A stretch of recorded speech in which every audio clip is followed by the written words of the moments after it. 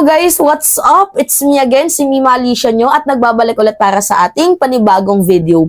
So ito na nga po mga minamahal, meron na pong nagsalitang doktor. Ukol nga po dito sa issue kung nagparetoke nga ba itong si Alice Gu. Kasi mga minamahal, bakit nga ba natin naitapik or maitatapik itong pagpaparetoke ng mukha ni Alice Gu? Kasi kinall out po yun doon sa resume sa hearing ni Senator Risa Hontiveros sa, pagpukol niya nga dito sa NBI na bakit nakalusot itong si Alice Gu. And hanggang sa umuusad yung pagtatanong ni Senator Risa Hontiveros, bigla niyang naisingit na bakit parang tila baga nag-iba yung itsura ni Alice Gu. At madami ding mga Pilipino mga minamahal ang nagsasabi na parang namamaga daw yung mukha ni Alice Gu. Kaya napaghinalaan siyang nagparetoke nga ba itong si Alice Gu para hindi siya ma-identify ng tawag dito ng Pilipino or ng kahit ano pa mang immigration na posibleng dadakip sa kanya. Parang tawag dito, magbabago ng anyo yung kanyang muka. So, mayroon pong nagsalitang ang doktor, surgeon, mga minamahal, at nakita niya na itong si Alice Gu is parang tumaas daw yung tip ng kanyang ilong, nawala din daw yung ilar niyang malaki. So, eto, panoodin natin. Ito yung nagsalitang doktor. Panoodin natin. Rhino kaya si Alice Gu. Hi friends, this is Dr. Henry from Claravie Clinic. Actually, hindi lang ako makapagpigil. Right now, nandito ako sa Mega Mall. Nagle-late lunch kami. Pero nung nakita ko yung photo niya, hindi ko mapigilan mag-vlog eh. So ito, kumpara na lang natin. Yung bago pa siya mahuli, nasa Philippines pa siya, ito yung nose niya. So medyo mababa yung tip, mababa yung bridge, tapos yung nose niya, yung sa A-large niya, medyo parang naka-lift na ganon. I don't know kung sa angle lang ng camera, pero dito sa kuha sa Indonesia, nung nahulo siya, parang maganda yung nose line oh. Parang very prominent, parang may implant. Yung tip naman niya, medyo parang naging pointed or mas naging projected. Tapos yung A-large, medyo parang hindi na nakikita yung nostril. I don't know guys, pero hindi ito confirm inililinaw ko lang. Ano lang ito, parang iniisip lang natin o agam-agam lang natin. Comment na lang kayo kung anong tingin nyo. Oh, yan. So, napansin niya, mga minamahal, na parang nag-upgrade yung nose ni Alice Gu. Ako naman yung napansin ko mga minamahal is parang nagpahugis bigas ng mukha itong si Alice Gu. Yung tawag dito, nagpa-vocal fat, tapos Jotox. Parang feeling ko nagpaganon siya. Biruin mo itong si Alice Gu, wanted na nga, tapos ang ginagawa ay nagpapaganda pa. Ano yun, nag-change ka ng anyo mo para hindi ka makilala. So, by the way, mga minamahal, ano na nga ba yung update dito kay Alice Gu or kay Gu Huaping? So, as of the moment, 11:30, itong si Alice Gu, 1 hour ago pa lang to. Ay, hindi pa nga 1 hour ago, mga minamahal. 14 minutes pa nga lang, oh. Itong si Alice Gu ay nahuli. Nandito na po sa Pilipinas.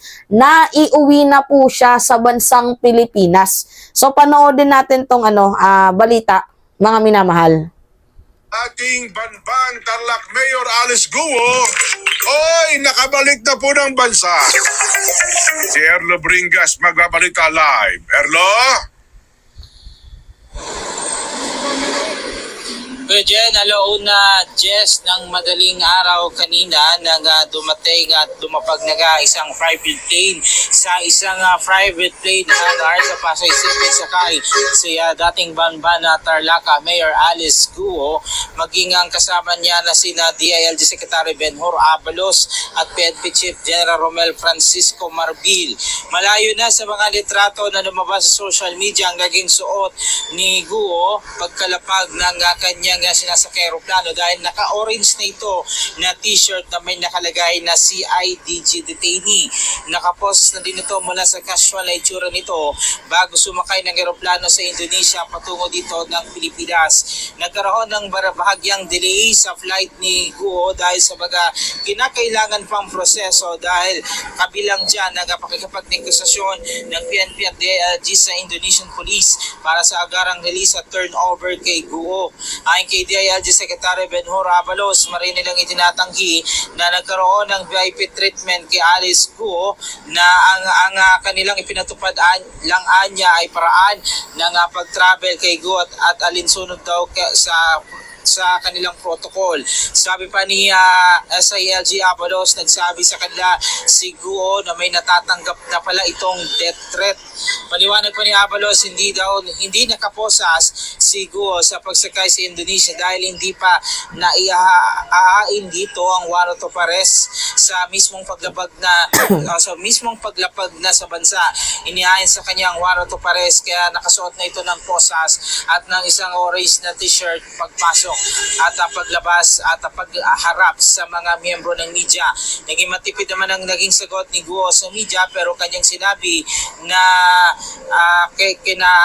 SILG Abalos na meron na pala siyang banta sa kanyang buhay at nakaramdam daw siya ng kapanatagan nang makita niya ang mga ito na sumundo sa kanya sa Indonesia. At sa batala, Kuya Jen, Kuya Nelson, pagkatapos ng press conference nitong kaninang madaling araw, ay agad na dinala si former Mayor Alice Guo sa Campo Crame para isailalim sa medical examination at pansamantalang nandoon sa PNP Custodial Center. Nasaan ngayong araw ay kakaharapin ni Mayor Alice yung iba pang proseso kaugnay ng kakaharapin niyang mga kaso dahil pa rin nga sa iba't ibang mga kaso na may kaugnayan din ang karamihan sa talamak na Pogo Hub dito sa ating bansa. Yung mga latest are Lubringas para Okay. So, yun po yung latest mga minamahal na itong si Alice Guo ay nandito na nga po sa bansang Pilipinas. So, sino yung excited na magkaroon ulit ng Senate hearing? So, nalalaman talaga yung mga minamahal, no, na kapag gusto nyo na yung Senate hearing, it means patras na talaga yung edad natin. Actually, yung mga kaedad ko ngayon, trip na nilang manood ng Senate hearing dahil nga napaka-exciting yung bawat Senate hearing and never po tayong binigyan ng epic failed ng mga kwento doon sa Senate hearing, lalo pat nandoon yung inis, yung galit, yung gigil natin, 'di ba? Tapos nagkakaroon tayo ng iisang mungkahe, ng iisang opinion. So, tama yan na mapa-attend itong si Alice Guo para maikanta kung sino man yung mga taong nasa likod ni Alice Guo, 'di ba? Yung mga connection, yung mga mafia na kailangan buwagin, yung triad, mga minamahal. Dito nga kay Alice Guo, 'di ba? Yung grupo nilang mafia triad kasi sinasabi nila wala daw silang kinalaman sa Pogo. Pero mga minamahal, ito nakakapagtaka. Wala siyang kinalaman sa Pogo pero siya yung may-ari ng Baofu. 'Di ba? Siya yung naglakad ng ng mga papers. Ganon din si Cassandra Leong. Hindi daw siya mayaman, hindi daw siya involved sa Pogo. Pero siya yung may-ari ng Whirlwind Company. 'Di ba, na kung saan doon nakatira yung Pogo. Doon na mamalagi yung Pogo. Ito namang si Harry Roque, sinasabi niya hindi daw siya legal representative ng Pogo sa Purak. Pero makikita natin na siya yung naglakad din ng mga papers. Kumbaga nagtuturo-turuan sila. Sabi niya, legal representative siya pero hindi ng Pogo, bagkus ng Whirlwind Company. 'Di ba? Nagtuturuan na sila. Mga minamahal. Kaya nga sabi ko sa inyo malapit na. Yes, malapit na po mapangalanan kung sino yung mga Pilipinong involved dito sa Chinese triad na to, sa mafia triad na to.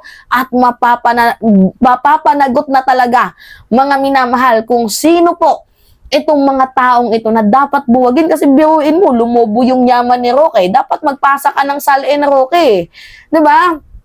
ipakita mo yung salin mo at kung paano lumobo yung yaman mo, 'di ba? So, pag hindi nagpakita ng salin itong si Harry Roque at hindi dumalo sa Quadcom, abay magkakaroon po mga minamahal ng tinatawag na show cause order, na kung hindi dumalo itong si Roque ay pwede po siyang ma-detain, 'di ba? Doon na naman po sa Senado. So anyway, yun po mga minamahal. It's me again, si Mima Alicia nyo, at nagbabalik ulit para sa ating panibagong video.